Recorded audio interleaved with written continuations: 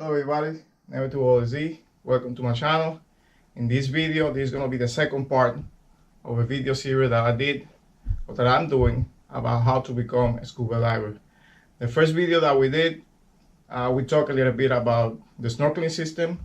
That's what one's going to need in order to snorkel and get interested in going beyond just snorkeling, then get into scuba diving. But we talk a little bit about different kind of snorkels, fins, and masks that you could get according to your budget.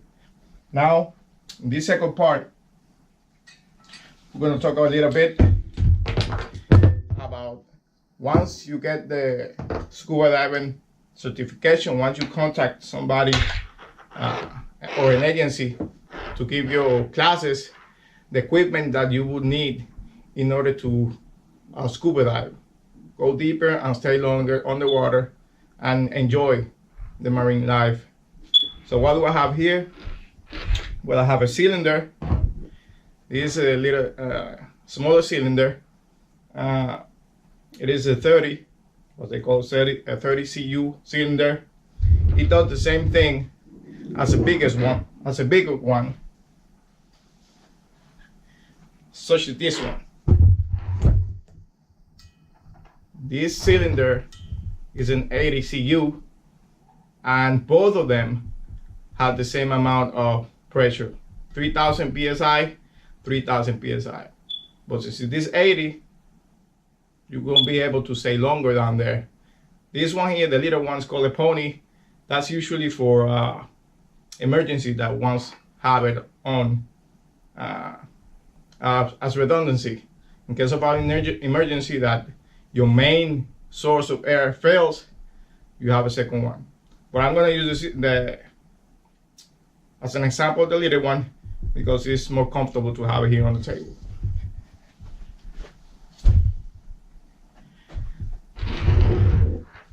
So like I said, this is a little tank, does the same thing as a big one. And I have a regulator here. That is going to be your life source. And why is it called a regulator? It's because, like I said before, this tank has compressed air inside. It is compressed to 3,000 pounds, and one cannot breathe directly from this tank because nobody can you cannot put them in your mouth here and start breathing with 3,000 pounds of pressure. So here comes the regulator. You put this regulator in there. Have it pressurized. You put this regulator in there. I'm going to show you a little bit the components of the regulator.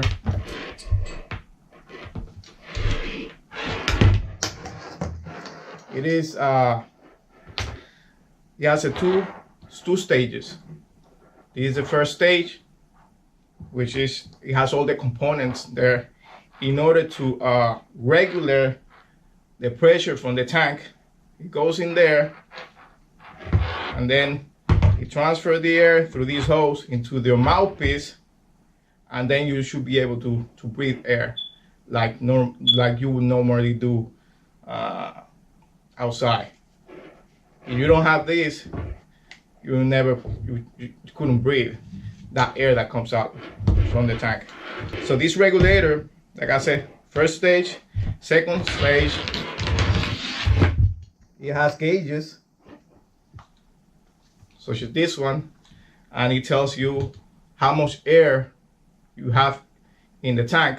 As you go diving and breathing through the second stage, you will start consuming air. So like every 5 minutes or so, you should be able to, or you should check on this gauge to make sure that you have enough air. Usually it goes all the way to 5,000 pounds, but like I said before, that those tanks are usually filled to 3,000 pounds of air. So you're gonna see the needle go down as you go start breathing, and then when it goes all the way down to 500, it is in red, because when you're in 500 pounds, you should be able to get ready to exit and do your 3-minute safety stop. It also has another gauge up here, which it tells you the depth, how deep you are, and all that stuff. Once you get the classes, the scuba diving classes, they're going to teach you all these components and what is it for, okay?